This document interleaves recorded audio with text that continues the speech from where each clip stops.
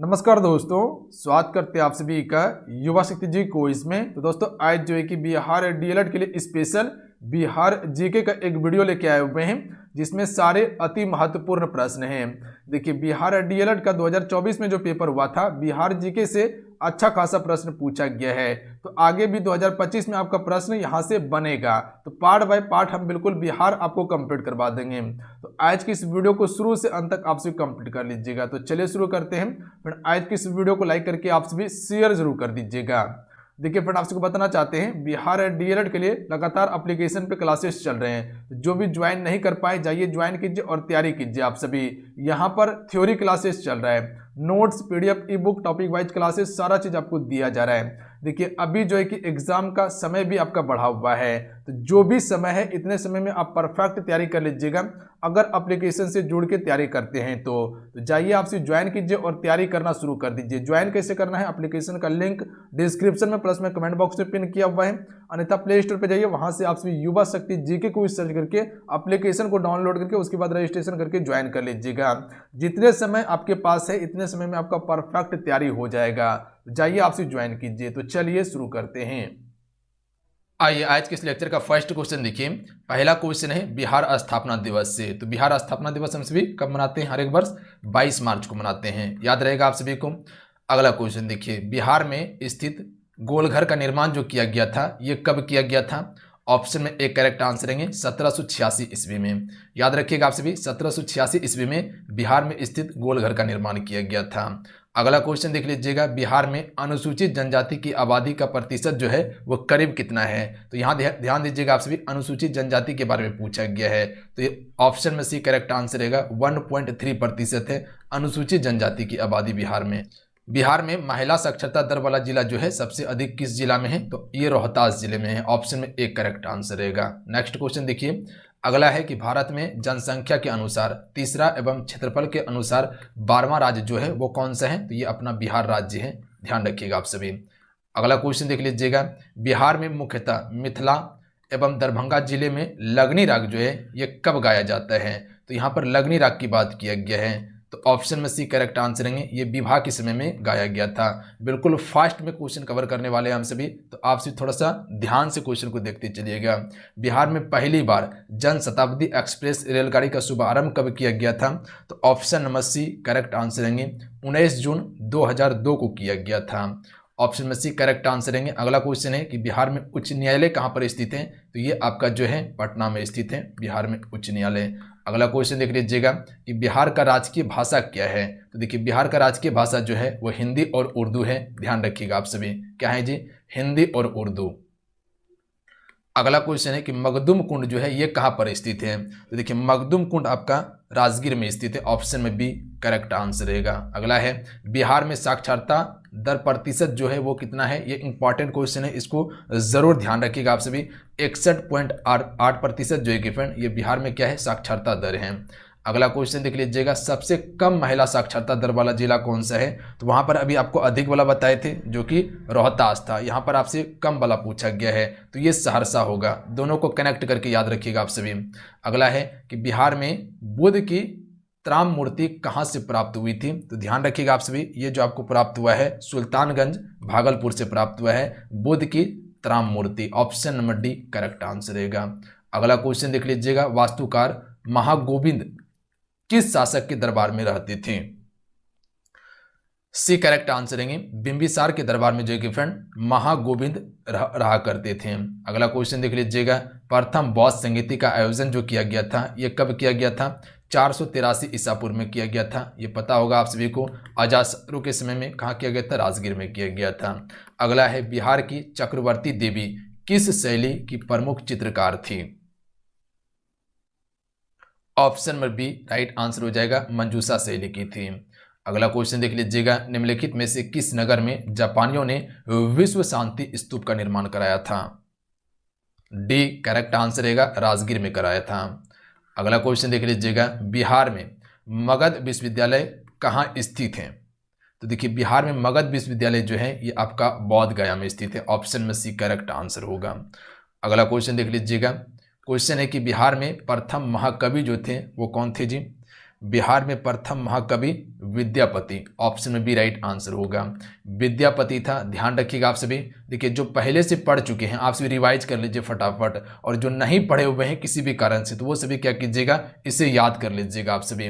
बिहार का सबसे कम जनसंख्या घनत्व वाला जिला जो है वो कौन सा है, ऑप्शन में ए राइट आंसर होगा, कैमूर। कैमूर जिला जो है यहाँ पर सबसे कम जनसंख्या घनत्व है, ध्यान रखिएगा आप सभी। अगला क्वेश्चन है कि बिहार का सबसे कम जनसंख्या वाला जिला जो है वो कौन सा है। यहाँ पर सबसे कम जनसंख्या घनत्व की बात किया गया था तो क्या था, कैमूर जिला था। यहाँ पर सबसे कम जनसंख्या की बात किया गया है तो ये आपका शेखपुरा है। शेखपुरा में जो है कि सबसे कम जनसंख्या है बिहार में। अगला है जनसंख्या घनत्व के आधार पर बिहार का स्थान जो है वो कौन सा स्थान पे आता है, बिहार वो भारत में प्रथम स्थान पे आता है। आप सभी को पता होंगे कि बिहार का जनसंख्या घनत्व सबसे अधिक है। अगला है मिथिला संस्कृत विद्यापीठ की स्थापना जो है कि फ्रेंड यह कब की गई थी, तो ऑप्शन में सी राइट आंसर है 1951 में की गई थी। ध्यान रखिएगा आप सभी। फ्रेंड जितने भी जुड़े हुए हैं आप सभी क्लासेस को जरूर लाइक करते चलेंगे, इतना सा काम आप सभी जरूर कर लीजिएगा। और जो चैनल पर पहली बार आए चैनल को जरूर सब्सक्राइब करके घंटे को प्रेस करके रख लीजिएगा आप सभी। यहाँ क्लासेस आपको अभी रेगुलर दिया जाएगा। बिहार राज्य के उत्तर में कौन सा देश स्थित है, तो देखिए बिहार के उत्तर में नेपाल पड़ता है, ध्यान रखिएगा आप सभी। और बिहार एक ही देश के साथ सीमा साझा करता है जिसका नाम क्या है, नेपाल है। अगला क्वेश्चन देख लीजिएगा, बिहार में Arabic and Persian research institute जो है ये कहां स्थित है, सी राइट आंसर है, ये पटना में स्थित है, ध्यान रखिएगा आप सभी। अगला क्वेश्चन देख लीजिएगा, क्वेश्चन है कि बिहार में किस स्थान से काले चमकीले मृद भांड प्राप्त हुए हैं।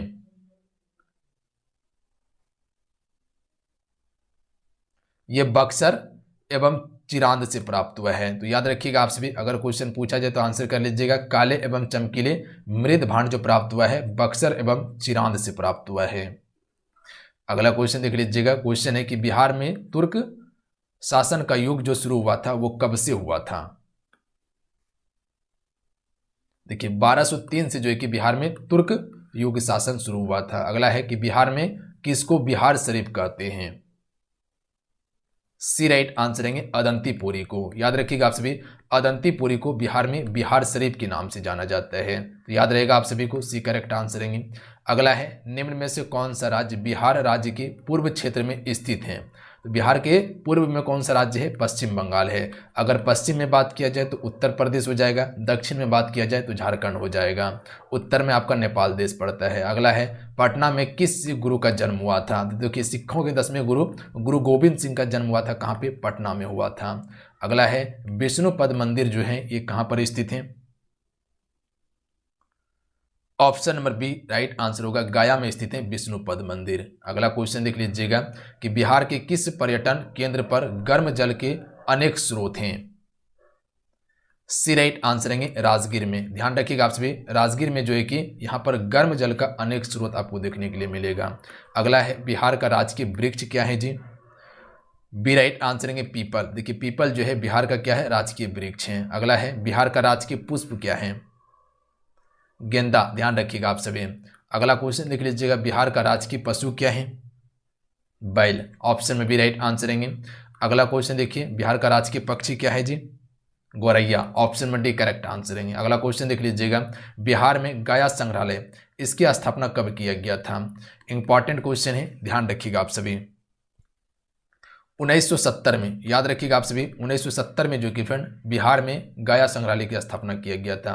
नालंदा विश्वविद्यालय के प्रसिद्ध कुलपति कौन थे, शिलभद्र। ऑप्शन में भी राइट आंसर होगा। अगला क्वेश्चन देख लीजिएगा, किस शासक के प्रयासों से नालंदा विश्वविद्यालय की स्थापना हुई थी। देखिए नालंदा विश्वविद्यालय की जो स्थापना किया गया था वो कुमारगुप्त प्रथम के प्रयास से किया गया था।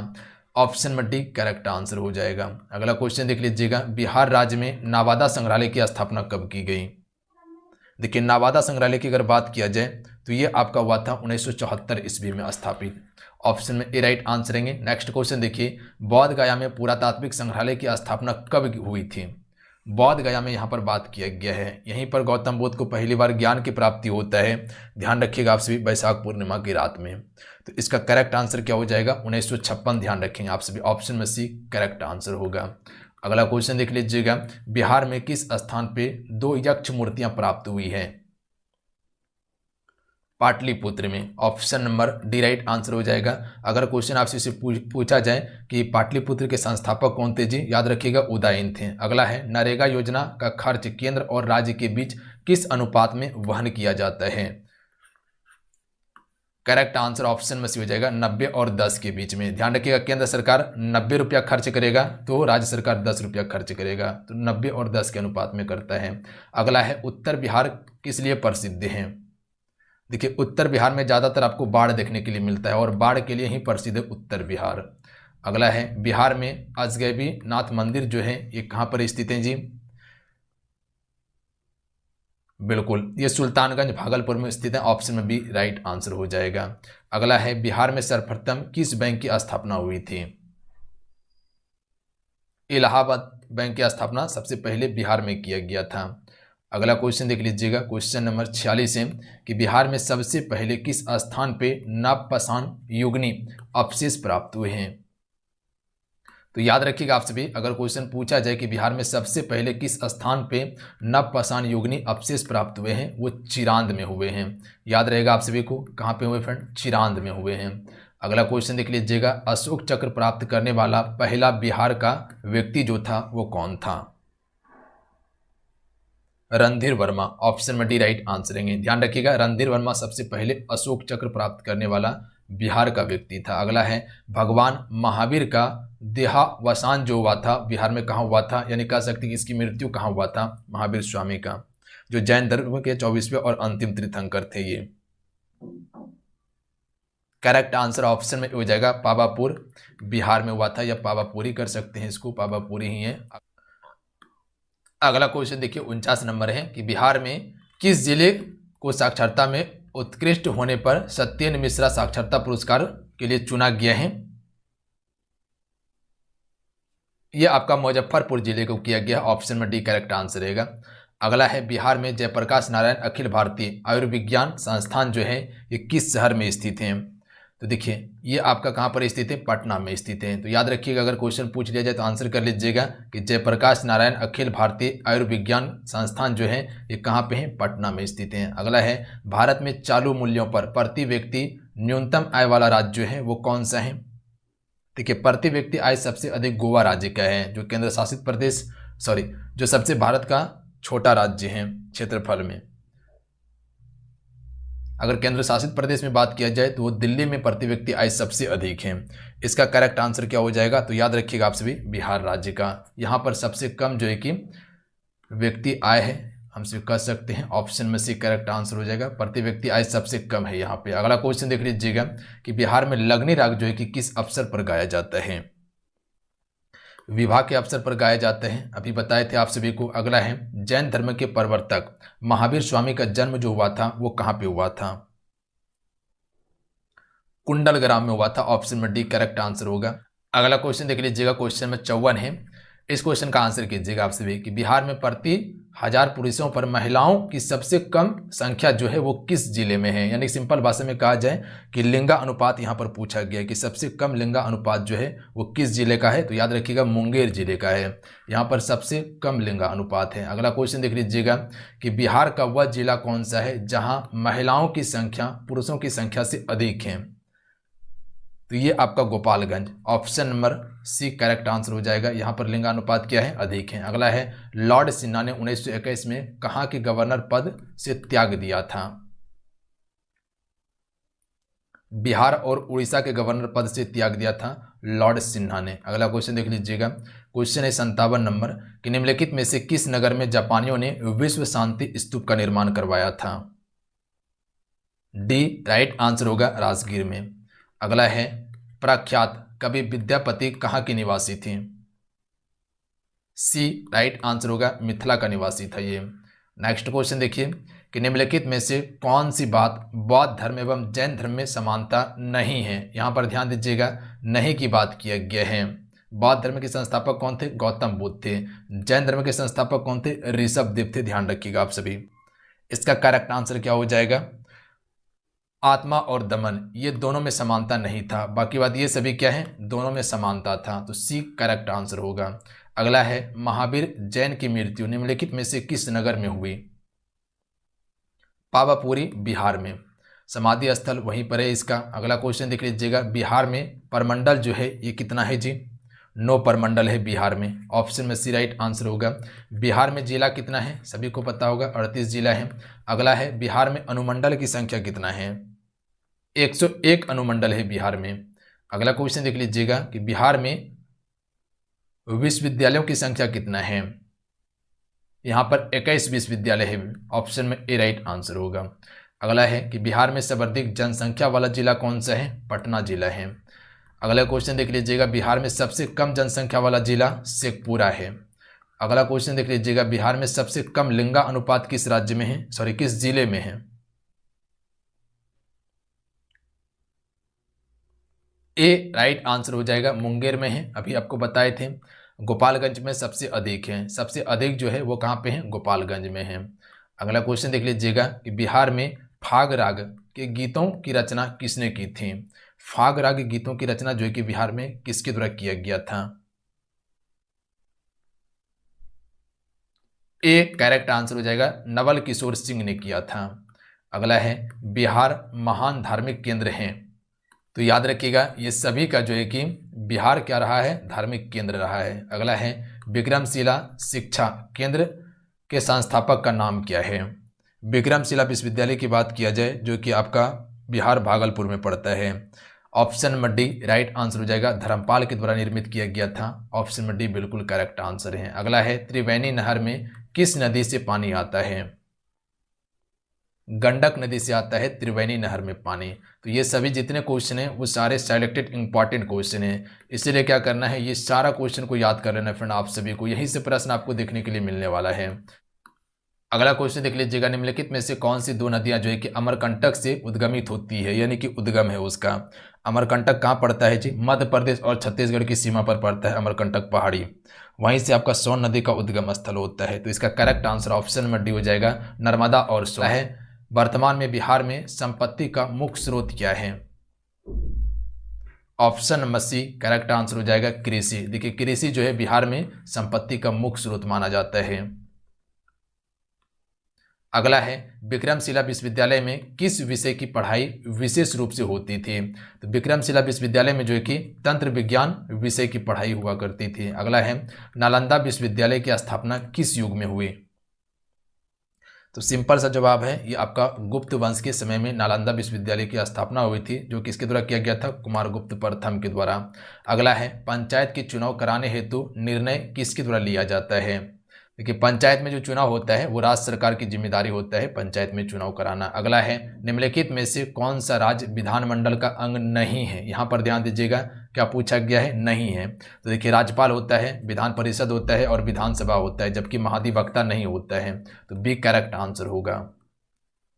अगला है, किस आधुनिक शहर का पूरा नाम अदेंतीपुरी था? यह अदेंतीपुरी था, किस शहर का नाम था जी? बिहार शरीफ का था। सी करेक्ट आंसर होगा। अगला क्वेश्चन देख लीजिएगा, बिहार सरकार के द्वारा कर्मचारियों के वेतन एवं पेंशन पर अपने समस्त संसाधनों का कितना प्रतिशत व्यय किया जाता है? ये लमसम आपका 46% व्यय किया जाता है। बी करेक्ट आंसर रहेगा। 2006-07 में जो है कि बिहार का विकासात्मक व्यय जो है ये कितना रखा गया था? तो ये लगभग जो है कि आपका 60% रखा गया था। एक करेक्ट आंसर होगा। अगला क्वेश्चन देख लीजिएगा कि बिहार में कुल भौगोलिक क्षेत्र का वनाच्छादित प्रतिशत जो है लगभग कितना है बिहार में? बिहार के कुल भौगोलिक क्षेत्र का वनाच्छादित प्रतिशत जो है वो कितना है? लमसम 17% है। Option number B correct answer होगा। अगला है, निम्नलिखित में से किस अखबार का प्रकाशन पटना से होता था? ए राइट आंसर हो जाएगा, इंडियन नेशन का जो प्रकाशन कहाँ से होता था? पटना से होता था। अगला है, वह स्रोत जिसमें पाटलिपुत्र के प्रशासन का वर्णन उपलब्ध है, वो स्रोत का नाम क्या है? सी करेक्ट आंसर हो जाएगा, इंडिका। ध्यान रखिएगा, जो कि मेगास्थनीज के द्वारा रचित पुस्तक है इंडिका। अर्थशास्त्र के लेखक कौन थे? विष्णुगुप्त चाणक्य थे। ध्यान रखिएगा, जो राजनीतिक से संबंधित हैं। अगला क्वेश्चन देख लीजिएगा, बिहार में भांगर मिट्टी मिलती है, तो यहाँ पर करेक्ट आंसर ऑप्शन में सी होगा, इंडिका होगा। चलिए इस क्वेश्चन का आंसर कीजिएगा। ऑप्शन में ए करेक्ट आंसर हो जाएगा, पूर्णिया, सहरसा, दरभंगा, मुजफ्फरपुर क्षेत्र में जो है कि भांगर मिट्टी देखने को मिलता है। अगला है, बिहार राज्य में सबसे लंबी रेलवे पुल किस नदी पर बना है? Option number D correct answer हो जाएगा, सोन नदी पर बना है। अगला क्वेश्चन है, अर्थशास्त्र के अनुसार सीता भूमि का अभिपर्याय है। तो बी करेक्ट आंसर हो जाएगा, जनजातियों के द्वारा जोती जाने वाली भूमि। अगला क्वेश्चन देख लीजिएगा, नंद वंश के पश्चात मगध पर किस राजवंश ने शासन किया था? तो नंद वंश का अंतिम शासक कौन था जी? घनानंद था, जो कि चाणक्य की कूटनीतियों के कारण उसको पराजय होना पड़ा था। और ये किसने किया था? चंद्रगुप्त मौर्य ने। और उसके बाद मौर्य वंश की स्थापना किया था। मगध का क्षेत्र कौन सा है जी? जो आप बिहार पटना वाला क्षेत्र देखते हैं, गया वाला क्षेत्र देखते हैं, वो क्या है? मगध का क्षेत्र है। मगध की प्रारंभिक प्रथम राजधानी कहाँ थी? ऑप्शन में सी राइट आंसर हो जाएगा, गिरिव्रज, जिसे हम सभी राजगीर के नाम से जानते हैं। अगला है, किस शासक के द्वारा सर्वप्रथम पाटलिपुत्र की राजधानी के रूप में चयन किया गया था?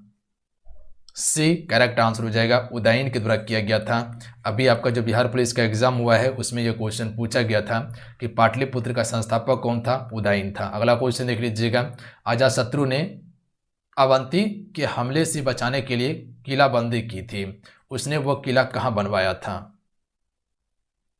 ऑप्शन बी राइट आंसर होंगे, राजगीर में बनवाया था। अगला है, बिहार में सर्वाधिक साक्षरता दर वाला जिला कौन सा है जी? रोहतास जिला है। ऑप्शन में ए राइट आंसर होगा। हालांकि बिहार में साक्षरता सबसे कम है, पर जिला की बात किया जाए तो रोहतास में सबसे अधिक साक्षरता दर है। अगला है, बिहार में सबसे कम साक्षरता दर वाला जिला कौन सा है? Purnia. Option B correct answer रहेगा। अगला है, बिहार में सर्वाधिक वर्षा वाला जिला कौन सा है? ए करेक्ट आंसर हो जाएगा, किशनगंज। अगला है, बिहार में सबसे कम वर्षा वाला जिला कौन सा है? Option number B correct answer होगा, औरंगाबाद। औरंगाबाद में सबसे कम वर्षा होता है। अगला है, बिहार में सबसे ठंडा वाला जिला कौन सा है? यानी ठंडा स्थान जो है वो किस जिला को माना जाता है? गया जिला को।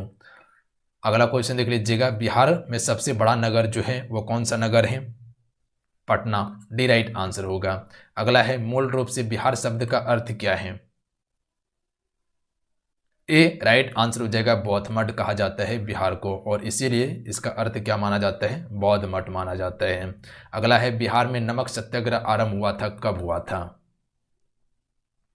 सी करेक्ट आंसर हो जाएगा, 15 अप्रैल 1930 को बिहार में नमक सत्याग्रह आरंभ हुआ था। चलिए आपसे बताइएगा कि महात्मा गांधी जी के द्वारा जो है कि नमक सत्याग्रह कहाँ से शुरू किया गया था? अगला क्वेश्चन देख लीजिएगा, किस मुसलमान शासक के शासनकाल में बिहार की खोई हुई प्रतिष्ठा आंशिक रूप से पुनः स्थापित हुई थी? डी करेक्ट आंसर हो जाएगा, शेरशाह सूरी के शासनकाल में। ध्यान रखिएगा आप सभी, यहाँ से क्वेश्चन पूछा जाता है कि शेरशाह सूरी का मकबरा कहाँ पे है, तो याद रखिएगा सासाराम बिहार में स्थित है। अगला क्वेश्चन देख लीजिएगा, बिहार का पृथक प्रांत के रूप में गठन की मांग प्रस्तुत की गई? बी करेक्ट आंसर हो जाएगा, 1906 में प्रस्तुत की गई थी।